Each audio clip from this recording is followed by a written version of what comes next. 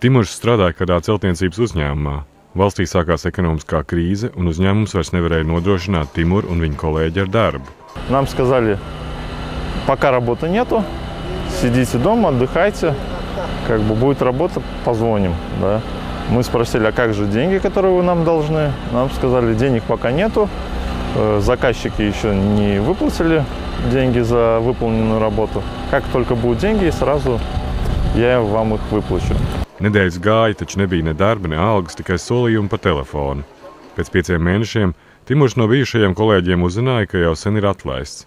Viņš vērsās Latvijas Brīvo ārotbiedrību savienībā pēc palīdzības pieteikumu sagatavošanai, lai sniegtu to tiesā. Мы о судебном процессе вообще ничего не знали, да, как он проходит и так далее.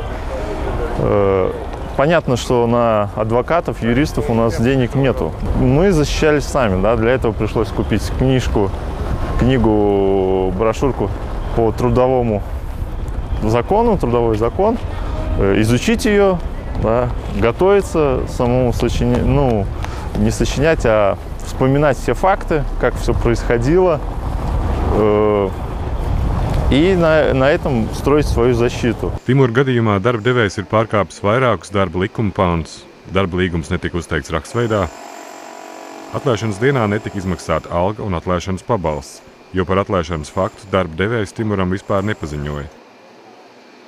Tagad Timuram pienākas atlīdzība par darbu piespiedu kavējumu laiku.